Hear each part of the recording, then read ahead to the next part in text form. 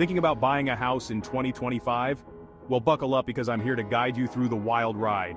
First things first, get your finances in shape. Yup, you heard me. Budgeting is your new best friend. Track those expenses, save like a squirrel storing nuts for winter, and check your credit score. Trust me, you want that number to be as high as possible. Next, it's time to get pre-approved for a mortgage. This is like getting a golden ticket to the chocolate factory, but for houses. Shop around for the best rates and lenders. Don't be shy, ask questions, and read the fine print. Now let's talk about finding your dream home.